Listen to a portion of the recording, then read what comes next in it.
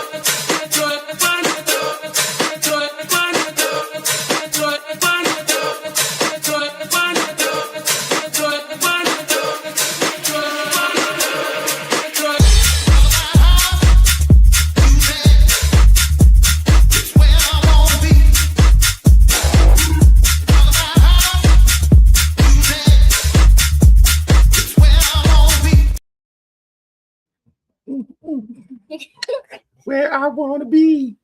Ooh, daddy. Really? Okay. Yeah. Really? You see that glistening? You see that? You see that? Wow. You see that? Since he won't do it, let me go ahead and do it. Good evening, ladies and gentlemen. Welcome to the Saturday Night Wrestlemaniacs. This is the Backlash React Show. Sorry. I don't know why I just said that. Go ahead. You're doing your thing. With the People's Choice Don Rodriguez, our current reigning champion, and myself. Excuse me, can I get a Paul Heyman? Your reigning, defending, undisputed heavyweight champion of all time. Of all time. And be more to the fullest. Orioles color scheme, Ravens T. We'll see what happens with that. But, what up? What up, KG? You done, man? What's happening, Anthony? What up, Anthony? What up? Sumo's on special assignment right now. He might be joining. We kicked him off the show. He was too old. There was an age limit. We said, if you don't get your little old ass off this show, we trying to watch Backlash. That's what happened, technically. Allegedly. But he's on special assignment tonight. He will be joining later on, possibly. Dang, come on. We brought him back. But Don Rodriguez, how you feeling? I feel like my shoulder's heavy. That's how I'm feeling. I wonder why. Could it have been WrestleMania? The most important pick of the year? Technically. Could it be? Did you know what you're going through?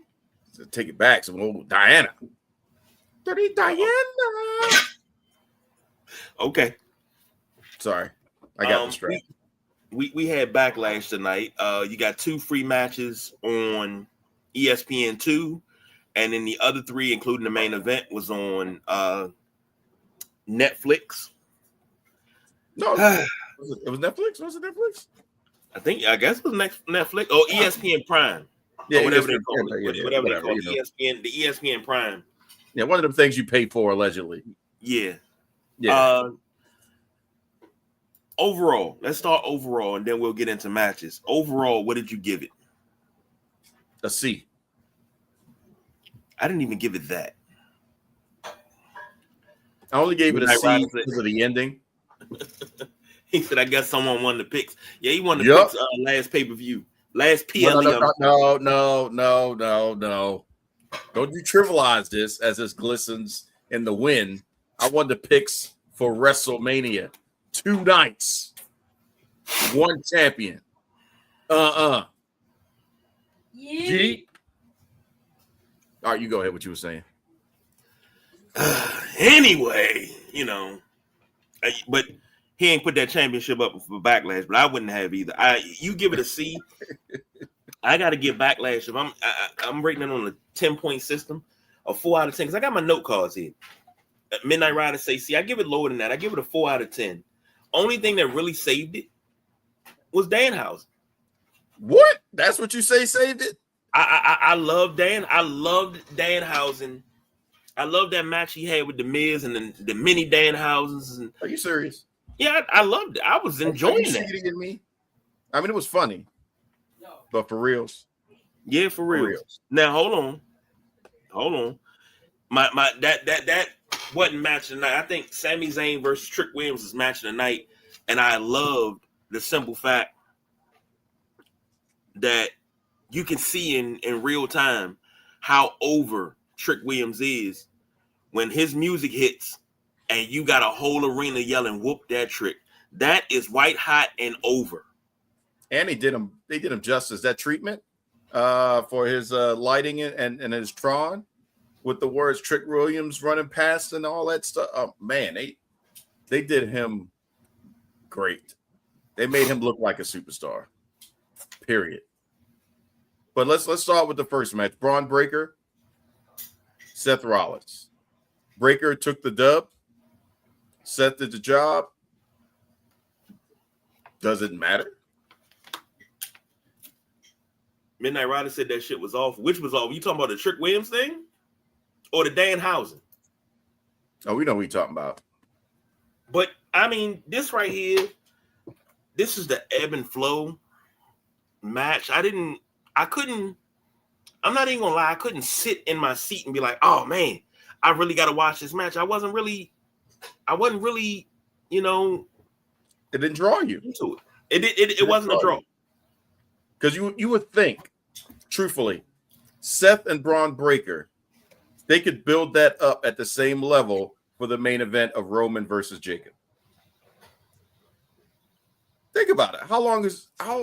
When's the last time you had a match that involved Paul Heyman that you were invested in?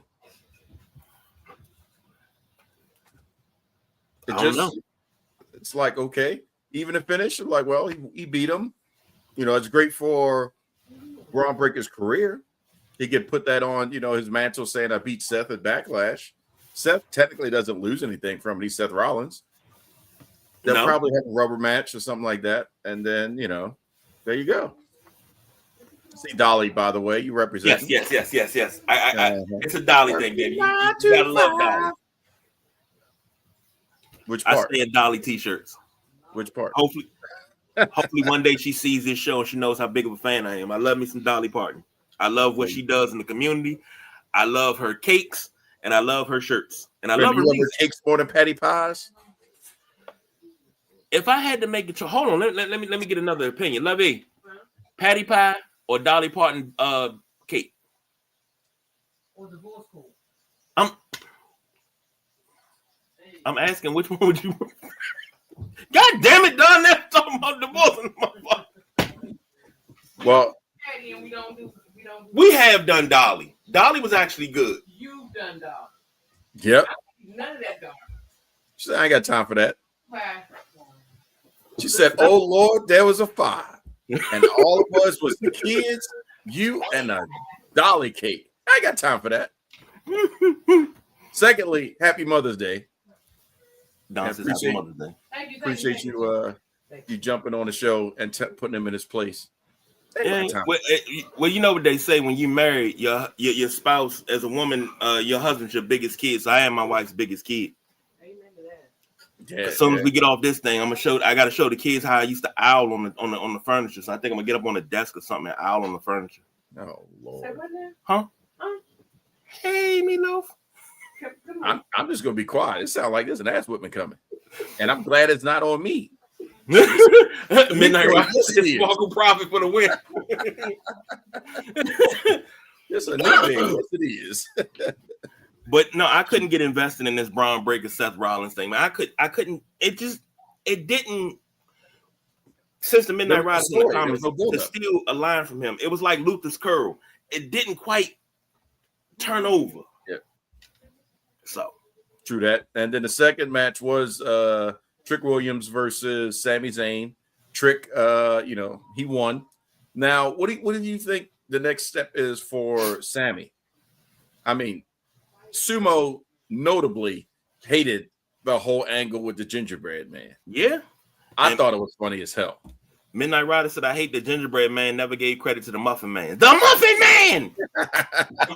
I'm with that. He lives on Drury Lane. I agree with that, Midnight Rider. I mean, if you're gonna take it to the extreme, take it to the abyss. This was a good match. This is a good ebb and flow. Even Lil Yachty being there, it didn't bother me too much. I actually enjoyed that because he came in right on time with the kendo stick. And then he was gone. He wasn't trying to be in front of the camera too much. Yeah, Yachty did a good job. If you notice and watched him on ringside, he looked like he belonged as a valet, so to speak, male. But you know, he looked like he was there. He was interacting with Sammy. You know, gave great facials when it was time to react. He reacted the right way. Kendo stick was on point. He took a bump. You know, the haluva kick, you know, he took it in the back of the head. So overall, I mean, he prepared well. Trick looked like a superstar. Sammy made him look like a superstar. But at the same time, Sammy didn't lose his pace. Now, don't know what we're going to do with Sammy, but also what do we do with Trick coming out of this? What's your thoughts on that? Well, what you do with Trick is you can actually take this whole Sammy Trick thing. You can still build it up. It can simmer. You can put it on the back burner and let that simmer. But you find somebody else for Trick to feud with. And then this whole Sammy thing kind of be like a reoccurring because they got good chemistry together. They got really, really good chemistry together.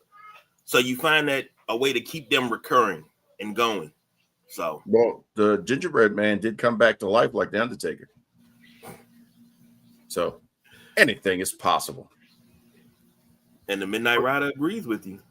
But there was a dark moment, a sad moment of Backlash. It's looking like, heavily rumored like, this was the final WWE ring appearance for Asuka.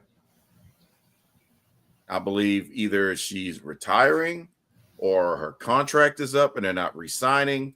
Something is happening because when have you, I mean, that was already the rumor, but when have you seen Asuka, great character, to put somebody over after she lost excessively? Never. And all they played it up as well, you know, that she's just so grateful and happy and all this stuff for what EO has done. We just writing off Asuka and acting like she's not going to be there anymore. Did Asuka quit because of Kairi Sane? I mean, you know, no. With everything else, it seems like they would just say, "Well, make something to do about it." I don't know. My wife getting the laughs going here, and I don't know what she's laughing at. I'm gonna buy her patty pie. She keep laughing like that. She's like, I ain't got time for that. But if WWE lets Asuka walk for any reason, you let her get out of the company for any reason, it'd be the worst thing you can do. Because Asuka on the independent circuit was an absolute beast. When she first came to WWE, she was an absolute beast.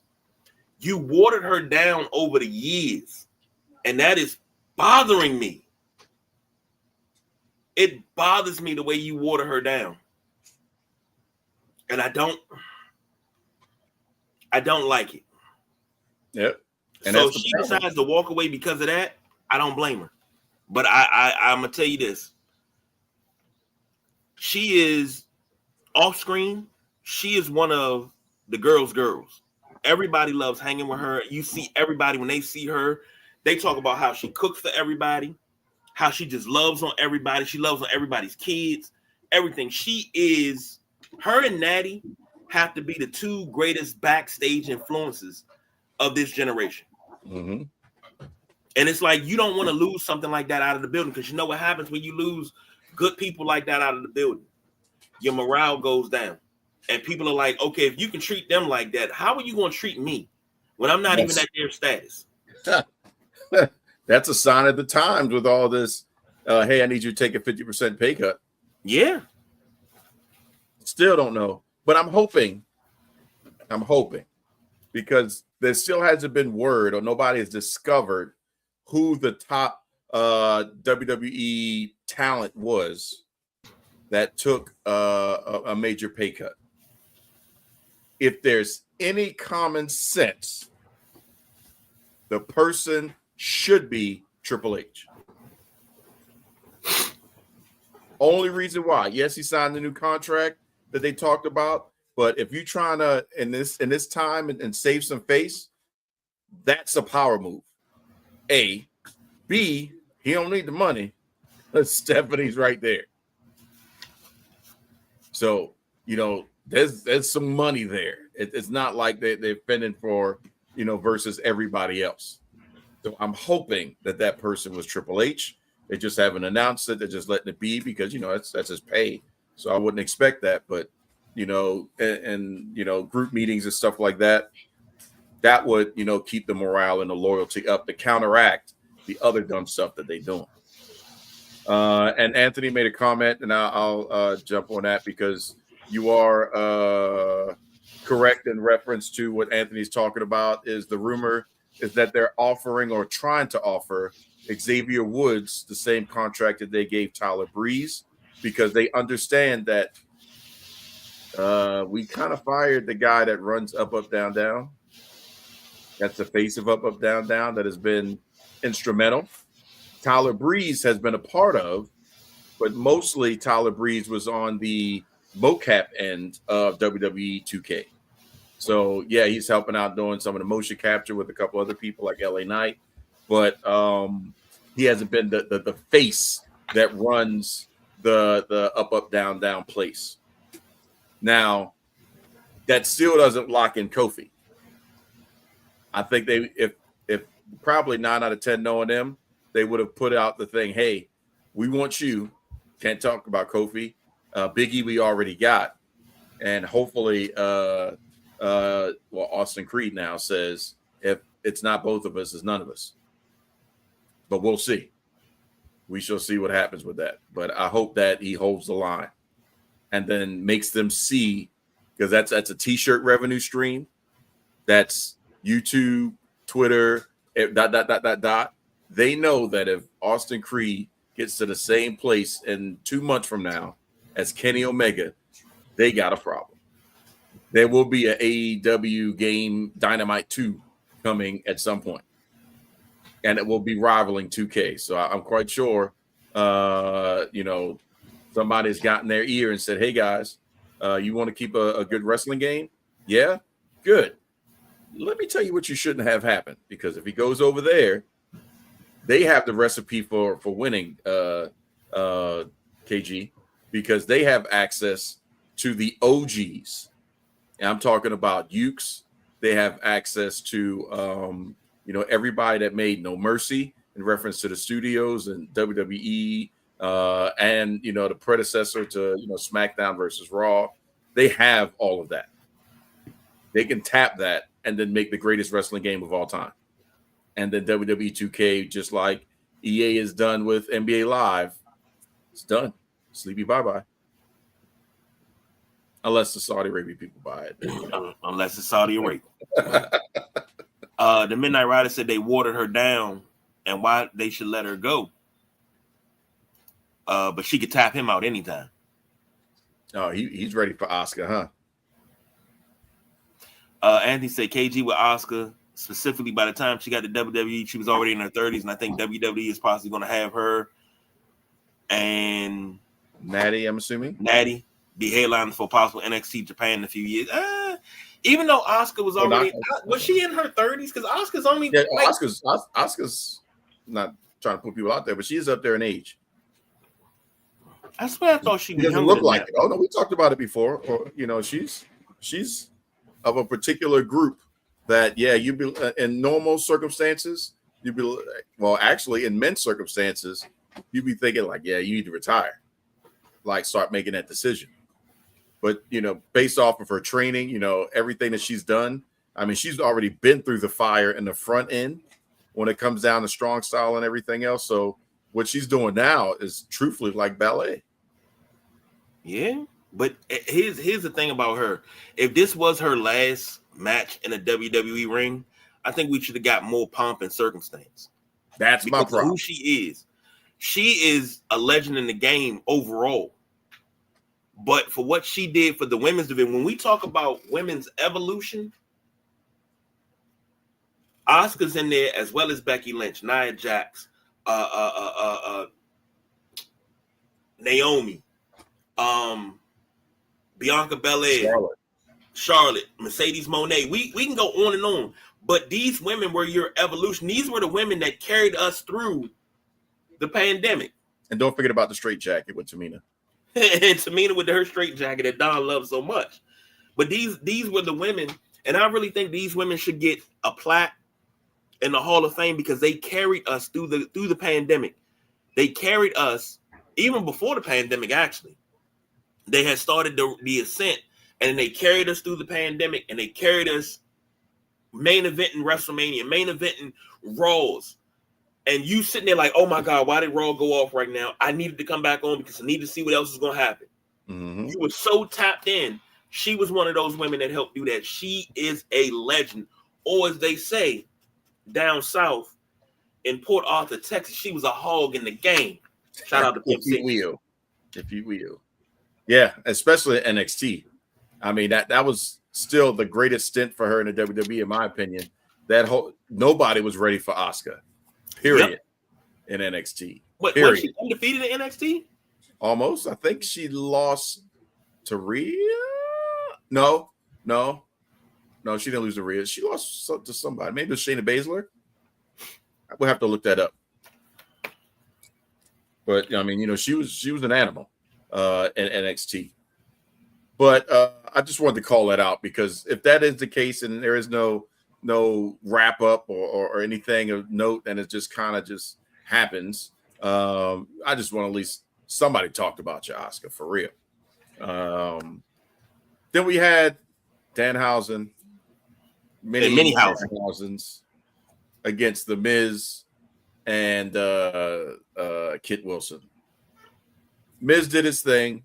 I mean, Miz is always going to elevate anything that he does to just make it.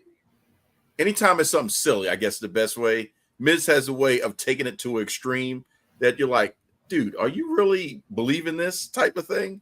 It's like he kayfabes himself and then almost kayfabes you to believe what's going on or believe in the match, which is the job. But yeah, I was hoping it would be somebody else with a Danhausen face paint. I don't care who it would have been. That's what I was hoping too. Somebody from NXT. He's giving out money. Is that who? A legend. Could have. Who you think? I'm like, what if he brings Stone Cold out? That'd be hilarious. But what would be 316,000? Yeah. But now, who should have came out? To be honest with you, Dwayne. Ooh. Dwayne with the face paint. He got nothing to lose. If he wasn't retired, Cena would have done it. I will get to Cena in a second, but I felt that this Danhausen character overall, hilarious. But what's being lost with Danhausen? The brother can wrestle. He's a mat technician. So that's being lost because you're watching the gimmick, the character, the build, but he can wrestle. Yeah, and he can really wrestle. Cruiserweight challenge back in those days fit right in. Him, Neville, TJ Perkins, Daniel Bryan or Bryan Danielson. No, it's Daniel Bryan. Who else am I like? Shoot, Tyler Breeze, Fandango. Those were folks relatively in his size range. But at the same time, what he is contributing, man, they're printing money. And if his contract is you wrestle once in a while, shoot, if I was him, I'm like, yeah, I'll be in a tag match. I don't care. But, will he ever be champion? Probably not. Nah. But then again, might as well talk about Cena, because probably so. Well, talking about Cena, they're giving him the Hulk Hogan treatment. No, this is bigger than Hogan. No. They're giving him the same treatment. No, and what I mean by that is every pay-per-view, he's coming out.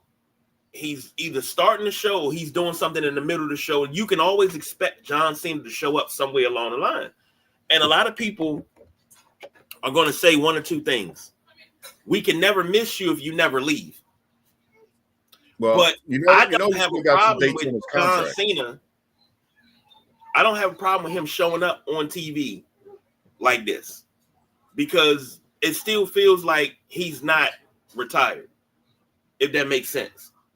Yep. So it's like, okay, I don't have to come to grips with his retirement because I'm still going to see him at least once a month. I'm good. But if that makes sense to everybody, if it doesn't, hey, hit me off in the comments, man. But they're giving him the Hulk Hogan treatment where he's, they tried Hogan out. They tried Hogan out for every pay-per-view. And then when that last one, everybody booed him. It's like, well, that was his fault. Yeah, I don't think you should have. It would have made sense. Saturday night's main event. A lot of good stuff going on. Hogan just had to open his mouth and put the politics in. He should have. I mean, one thing that he should have known with Vince at least, and should have advocated for is we don't mix the politics with anything else. Even though we know Vince is a Republican, but he never, came out and pushed that Republican values or anything like that. If anything, he made fun of it and took it to that level. So Hogan out there, just it wasn't that fact. If he would have come out into the Republican National Convention and other stuff as Terry Bollea and not the immortal Hulk Hogan, wouldn't be a problem. He wouldn't have got booed. But no, it wasn't just that. It was other stuff, but then it was the show that he did, and he talked about body slamming Kamala Harris as Hogan.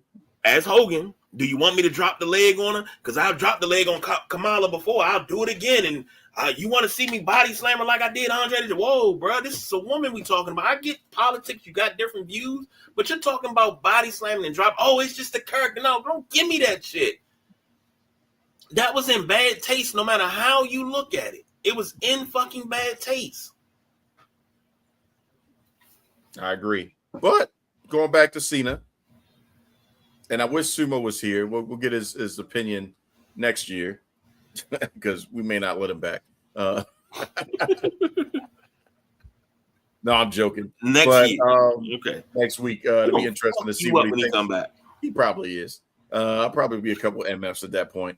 But John Cena came out and announced that he wants to do an annual redo of what he did at Saturday night's main event, which is the best of NXT versus the best of Raw and SmackDown in what we're calling the Cena Classic. Now, where it gets above the Hogan, because first of all, Hogan didn't have a pay-per-view, a premium live event named after him. Technically, if you count Sold Out 1, then technically you can kind of make a case for Hogan at that point, because that was all NWO, WCW versus NWO Sold Out 1 before they made the annual thing that had nothing to do with Hogan. It was about, the black and white. So you can make a case for that. But, John Cena getting his own pay-per-view, getting his own championship officially.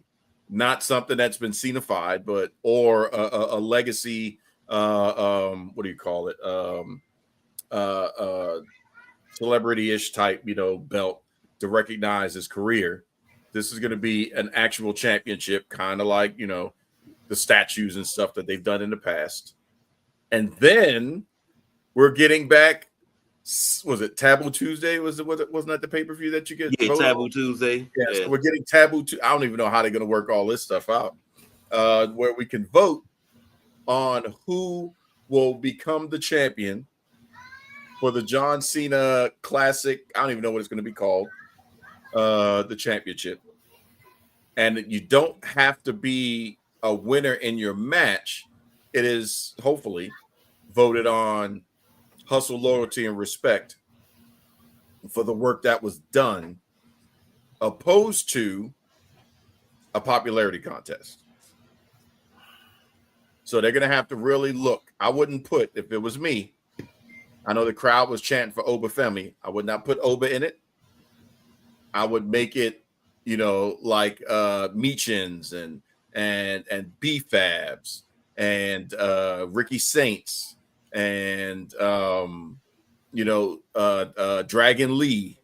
I would put people in there of that regime on both sides, somebody that could benefit from this, and maybe sprinkle in because if you add somebody that has a following where they chant whatever, when you come out, they're gonna win. You cannot have Trick Williams. You put Trick Williams in the show, is done. You can't have Trick Williams. You can't have LA Knight. You can't have Jay Uso. It's got to be somebody else on it either. Can't put Danhausen on there. If you're really putting it up to the people, officially, like MTV put it up to the people, then yeah, they're going to have to choose between the sweat equity that was put in the ring. And if that's done, then yeah, I'm all for it. So if we bring in Taboo Tuesdays back, we might as well bring Cyber Monday back. Probably. And we can do a Cyber Monday and everybody vote over the weekend on who's going to wrestle who, man. With the rest of that's where he was going. So you can vote on who's going to be in the matches. Right. I thought that's where they were going. I'm like, oh, if we could do that, I'm down with that. And you pick. So that makes even more sense. So I do respect that, because think about it. Every time, and we know what WWE is, we know what wrestling is, we know what sports entertainment is. So when we have these crossovers, we know that there's going to be a formula that somebody going to take the L just because they have to take the L for the storyline. But if this is real, they just negated all that too. So that really can be something. Now, we don't know when the hell it's going to happen, because that's the one thing he didn't say.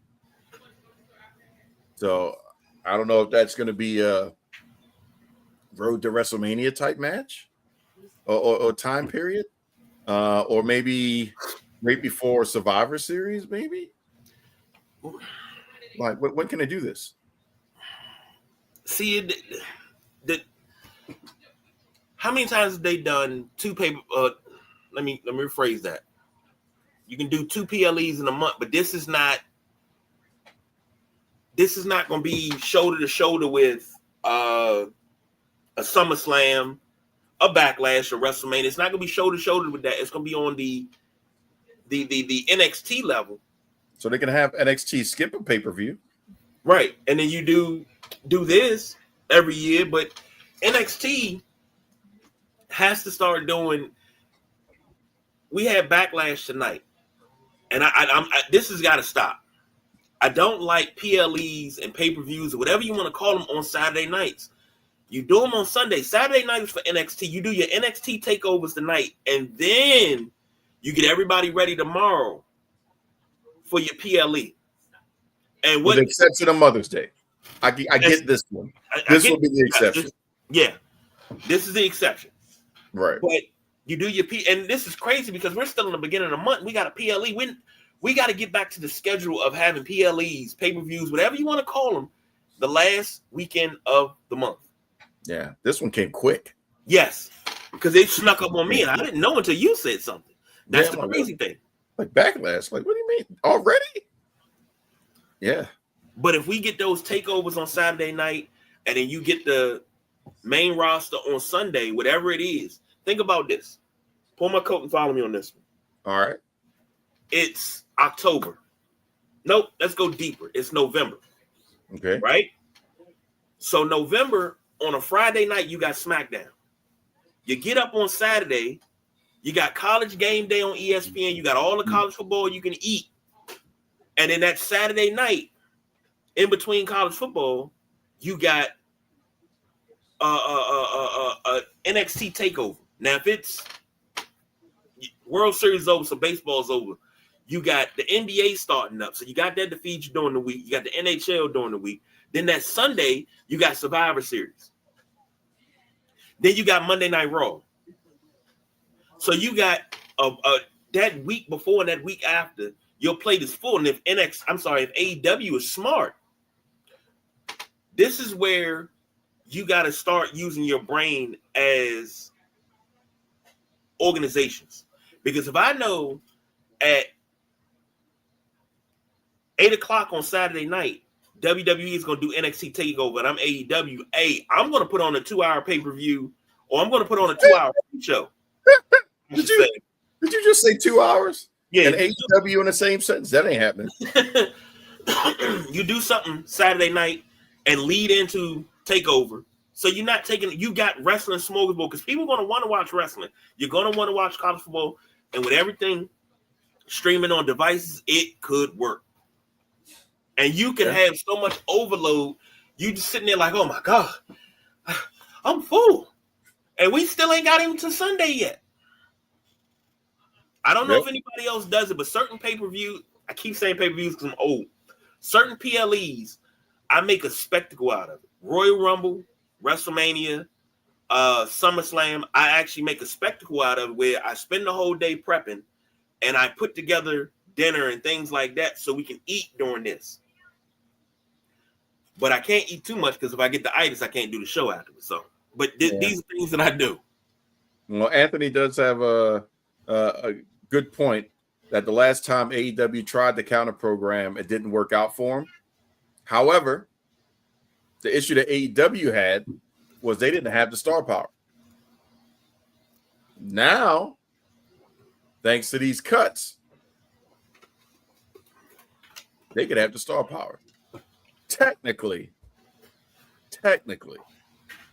Tony Khan could recreate the catalyst for the Monday Night Wars.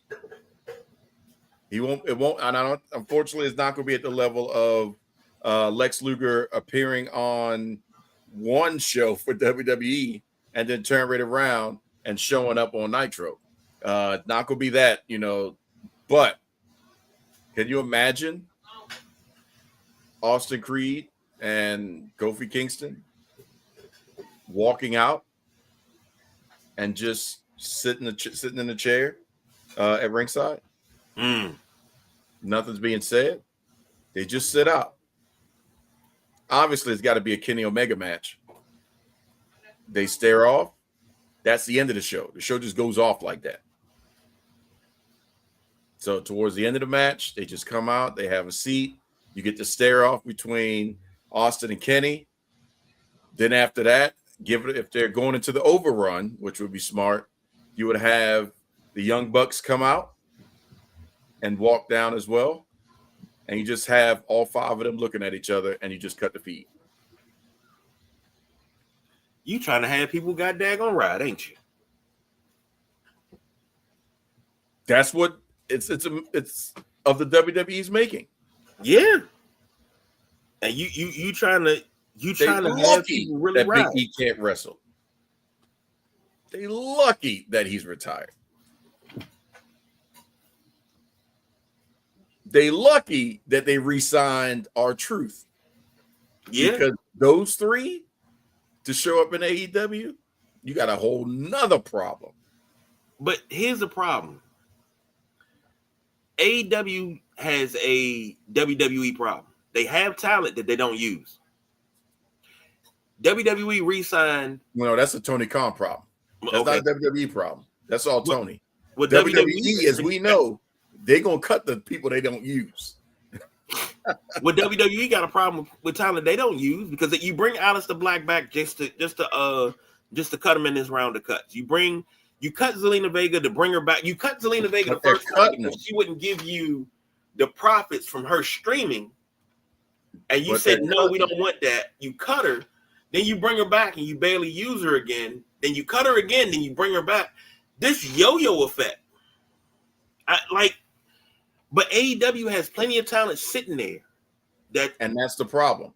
They don't use. That's the problem. Like Britt Baker. I mean, first of all, they got plenty of people that they're not using that they're paying.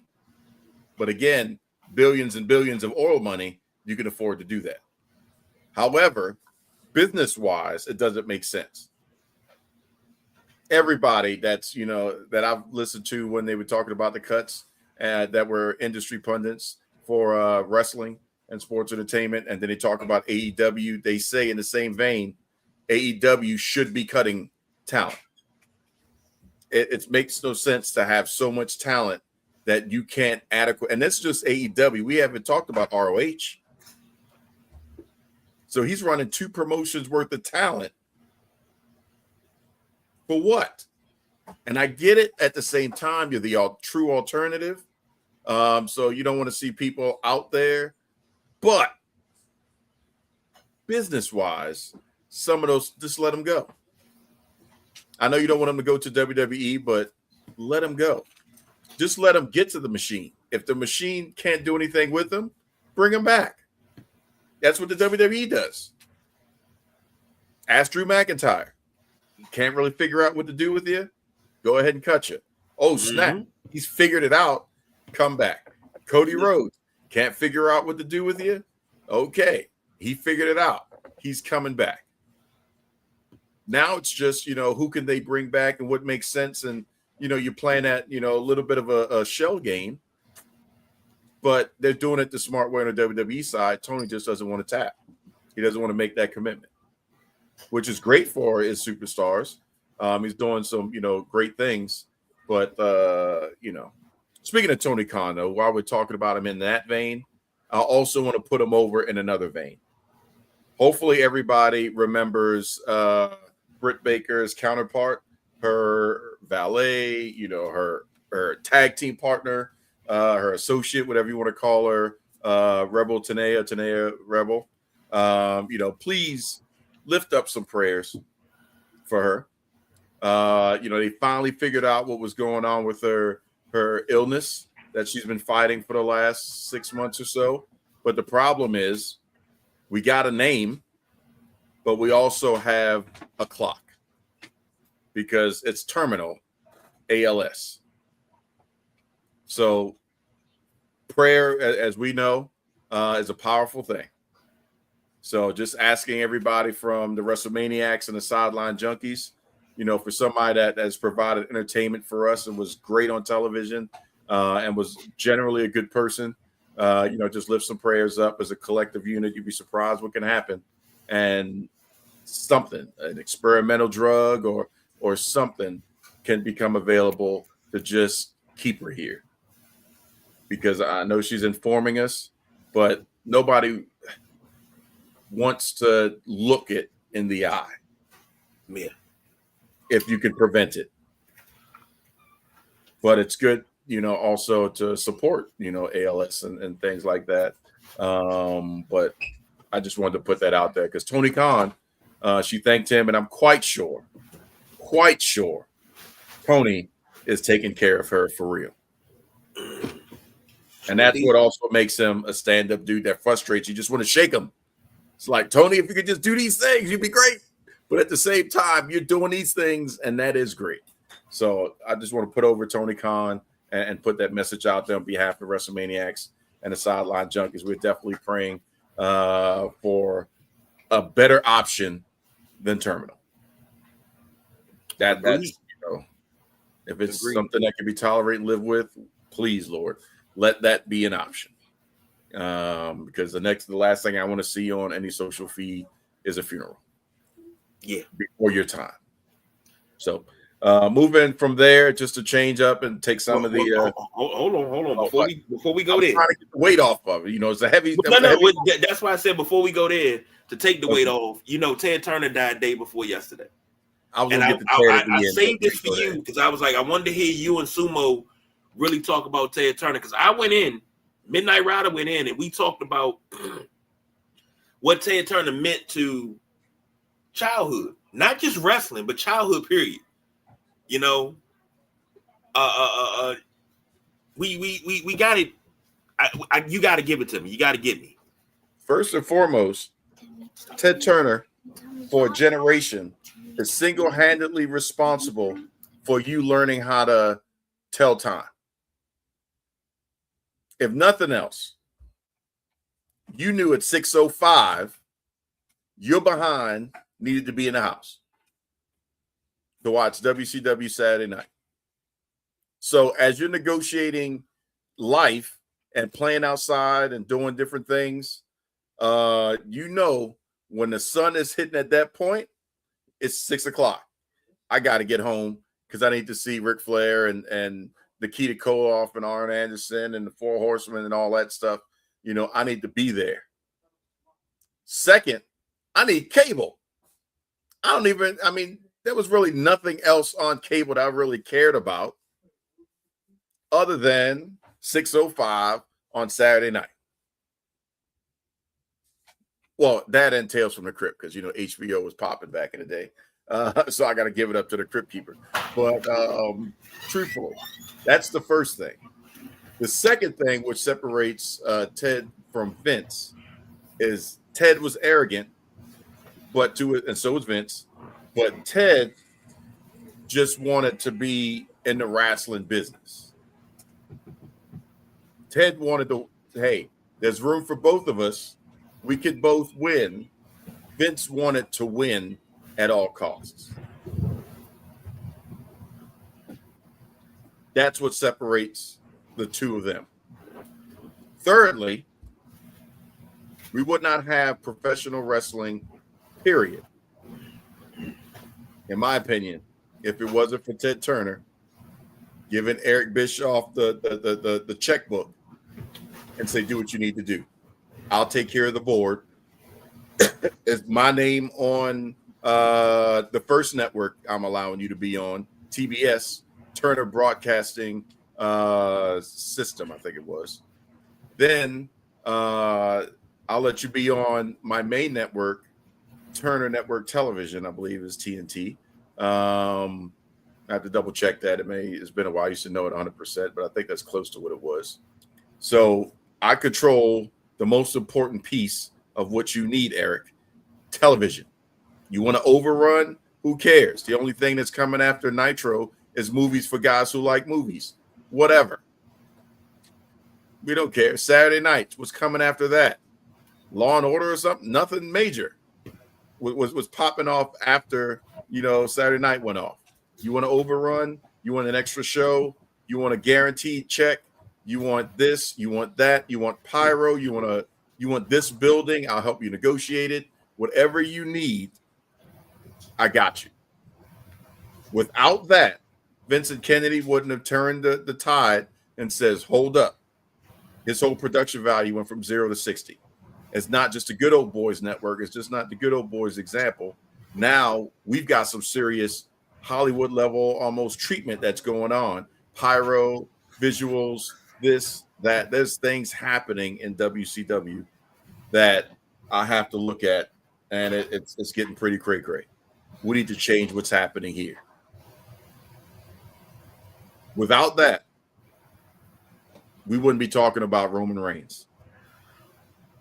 Truthfully, if Ted Turner had 25% more tech savviness to tell his son to shut the hell up, and the answer is no, WWE would be out of business.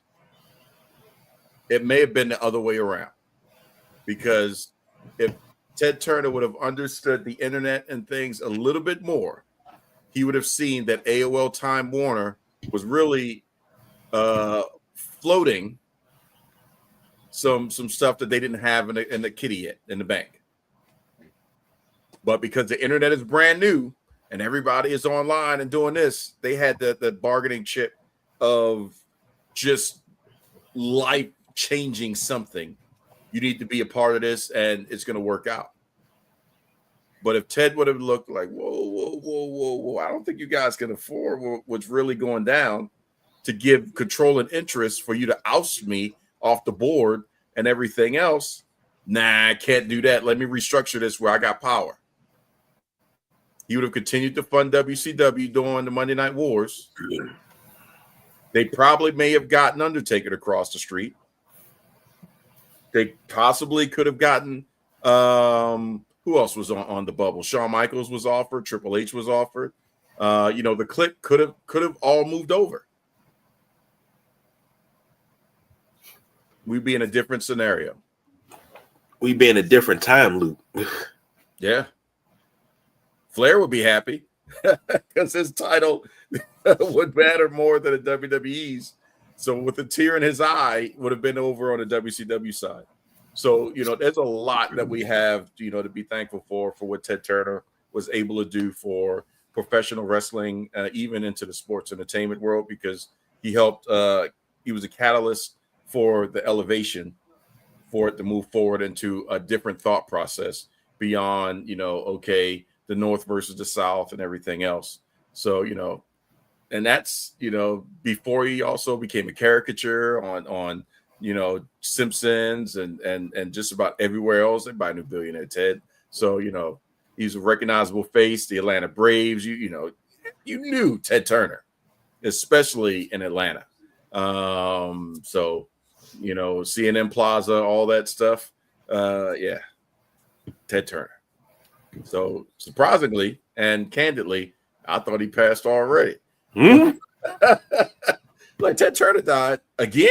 God damn. How many times he gonna die? Like he must have been talking to goddamn Magic. Like, Magic beat AIDS, Ted Turner beat death. What the hell is the world coming to? But in all seriousness, yeah. So that's what I got for Ted Turner, man. I know Subo will have something else, with that. But yeah, Ted Turner's, man. Most definitely. And that's why I wanted to bring this. I wanted to bring this to you because I knew you had something to say. That's why I sat back and I shut my mouth because I wanted to hear what you had to say. This is what I've been waiting for all week. I ain't even gonna lie to you. Appreciate that. No, hey, appreciate that. I was going to mention Ted at the end, but hey, I'll take it where we can get it, I guess. Now let's talk about the main event of the evening. The match was good enough. It was long enough, and it accomplished what they needed to accomplish. Jacob Fatu is made to look like an unhinged animal as he lost to Roman, and then he went crazy. They brought back the Tongan Death Grip, which I love. I mean, it was not, speaking of Ted Turner and WCW, Ming back in the day, you just talking to, you just see that, and you're like, well, he's done. As soon as he goozles you, it's a wrap. So I'm so happy that the Tongan Death Grip is back and it's protected in the right way. Roman, oh my God, he spit up a storm selling, being choked out twice and then come back for the third time. And then finally, these damn road agents decide they want to get in the game. Hurricane got a nice swift kick to the face. Scrap Daddy, Adam Pearce got thrown out the ring.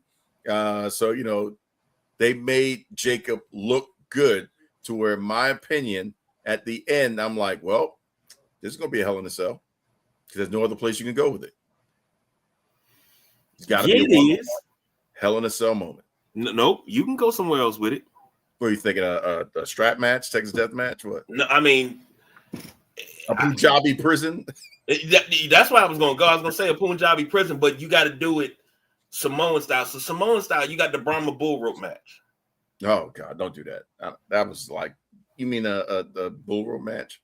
Like, come on, y'all reaching on this. I mean, if you remember when Triple H had to go through the gauntlet on SmackDown one night. Mm-hmm. Because of what happened. I want to say it was either Sunday or Monday. Vince had won the title off of him. And it's the title reign that they never recognized, but we here always recognize it. I recognize it, Sumo recognize it, you recognize it. We all recognize Vince McMahon as being a world champion.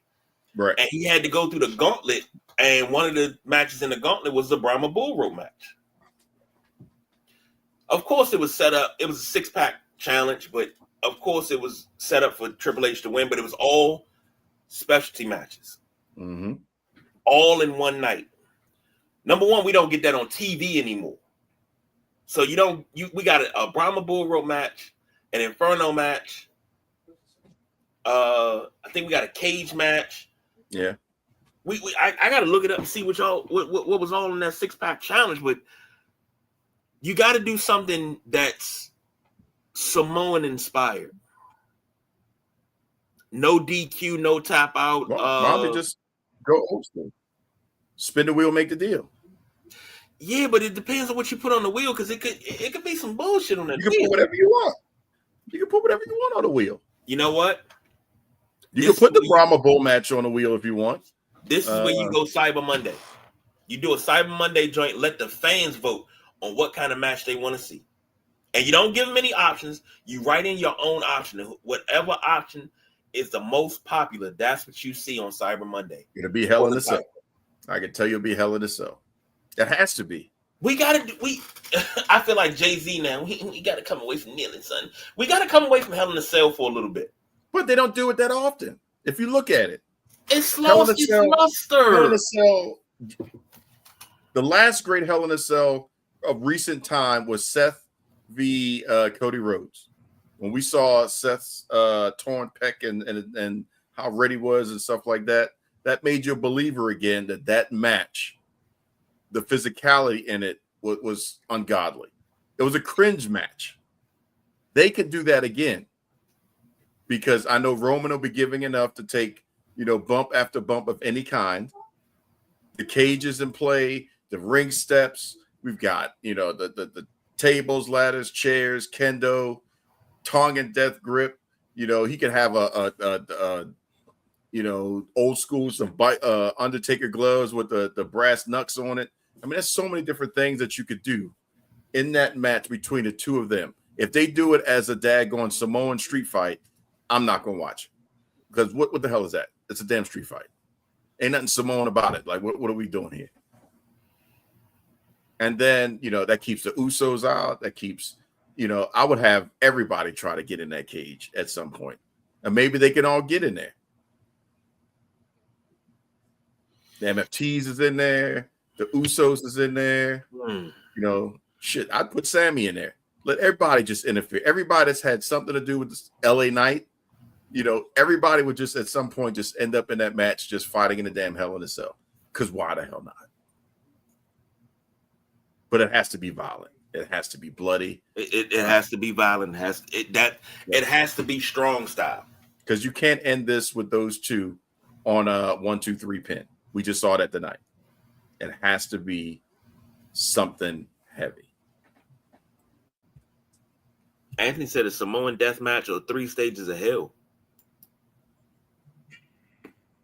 But 3 stages of hell kind of takes away from it. Because if I'm not mistaken, I always get this mixed up. 3 stages of hell is when you got the regular ring, then you go up and it's another ring on top, and then you got another ring on top of that. No, that's Tower of Doom. Okay, Tower of Doom. Okay, I don't know if they're gonna do that. They'll never bring that back. They should. I mean, that'd be. You want to do Bash at the Beach? Do Tower of Doom and Bash at the Beach. Give me those NWA Jim Crockett promotion vibes when you do these pay-per-views. Yeah, I'm just saying. But I don't know. That'd be a safety thing. So you don't give a damn about no safety. Hey, these days, did you not see Paige's head? The way she had her Nia Jax thank you very much gift that she played up. Yeah, she took pictures after that. Oh yeah, everybody's like, "Oh my God, Nia Jax hurt somebody else." Like, she's smiling. She like, look, thank you very much. I just got my street cred back. Let me tell you something. If Nia Jax hurts you and busts you open and you're able to smile afterwards, go ahead and count your blessings, your lucky stars, and everything else, because your career is about to skyrocket. And she needs to be like, I need the mic and I need some time. I need to drop these tag titles because I just got my Nia moment. Thank you. Come again. Let me go ahead and turn on Brie Bella right now. That's oh my God. Nobody realizes that. Nobody wants to put that. I got argued down online about that, and I was like, Nia Jax made the man. Oh, no, she didn't. She's an unsafe wrestler. I said, when she hit Becky Lynch and broke her nose, that right there, and she no-sold it. What did that do? That strapped a rocket on her back in Becky Lynch, and it took her all the way to the top because they did not know what they were going to do with Becky Lynch at the time. Yep. The only thing that they had planned, yep. The only thing that they had planned was Becky was supposed to go up into the crowd. That was planned. but face bloody, Becky was rocked, and she still had the wherewithal to complete the plan. But that image, remember we talked about it. That image put her through the mat. Yep. It was a 50-50 deal. Nia helped, and Becky had the wherewithal to finish the script. Now, if she would have just fell down and did something to the contrary, we would not have the man persona. So I don't know what we're gonna get with Paige now, but we'll see. We'll see. But at the end of the day, that was Backlash. Now we made that an hour show, but it wasn't that much of a premium live event. I can guarantee you. No, so, we did an hour show because we started talking about planning and booking. Like, somebody gonna give us a job, and if AEW smart, AEW gonna wind up calling the Saturday Night Wrestlemaniacs. For any AEW affiliates, you can reach Don Rodriguez, Nubian Sumo, myself, the Midnight Rider, the Boss. You can reach the whole network, Sideline Junkies 247@gmail.com. Go ahead and drop that daggone contract in there. That's right. Crank that Soldier Boy. There you go. But the last thing I think we definitely have to do is make sure we set this up right. Thank you, moms. The moms that are watching, our moms, the wrestling moms that put up with, the kids jumping off and, yeeting and crotch chopping and beating up, trying to choke out your baby sisters or whatever's, thank you to the moms, the grandmoms, and everybody, in the world that puts up with what comes along with being a wrestling sports entertainment fan, and definitely the ones that bust your ass to pay for these damn tickets to this current TKO climate. And then also, we'll extend that out to Happy Mother's Day to the animal moms as well, because, your fur baby that qualifies you as well. So happy Mother's Day to all moms tomorrow. Hopefully you get some good rest and nobody is running around, watching repeats of Backlash and stuff like that too loud to where you can't get a nap in. So I just wanted to make sure that from my side, KG, I'll let you talk for your side. We say thank you, moms. If we had one of those chants, thank you, mama, you deserve it. We would definitely be playing that right now. KG? I agree with every sentiment you said. And thank you to all the moms. There's a lot of moms out there that not only are moms to their kids, but they're moms to everybody else's kids, the neighborhood moms. Shout out to those moms that have stood outside of elementary schools to make sure kids got to school safe. They had hats and gloves on and all of that. Shout out to those moms that went the extra mile for kids that they didn't even give birth to. But you couldn't tell them that because guess what? They mom. And those are just as awesome as moms. Like they're just moms, when you got that mother in you, it's nothing like it. And when you got a neighborhood mom, number one, you better not do nothing wrong. Because number one, she gonna tan your hide, and then she gonna tell your mama, and your mama gonna tan your hide, and you better be careful because they might tag team, and there might be some Killer Bee stuff going on. So, great tag team of all time. See, down the street, mom and your mom. See, Killer Bees were the greatest tag team of all time. But shout out to all the moms out there. You did your thing, and happy Mother's Day to you. And if you do want to become a mom, KG's willing, ready, and able to. I'm about to get you a beating. No, I'm just joking. He ain't gonna do it. He got enough. Trust me. He waiting. He hoping that daggone ship comes over the dock so that way he can get a new stimulus package. He trying to retire. Stimmy. Oh man, but no, thank you all for riding with us again. we're on the backside of WrestleMania. Nubian Sumo will be with us. Tomorrow's the Sunday Rise, and then you got our normal cream of the crop shows. Hopefully, I don't know if y'all talked about already about Stephen A. and Skip Bayless being in the same place at the same time on Friday, I believe it was. So if you haven't talked about it, they may talk about that tomorrow. Who knows? But just tune in to make sure you catch all the action and you're in where you fit in. And then, we'll be back next Saturday. Ain't nothing going on, hopefully, so that way we can find some good stuff to talk about and get you all excited for another water cooler moment for the next week coming up. So, dang it. Sumo ain't here. Well, I'll fill in. You gonna say it? Okay, I'm about to say it. Just tell about that. But diversify your bonds. Champ says it. Konnichiwa, bitches.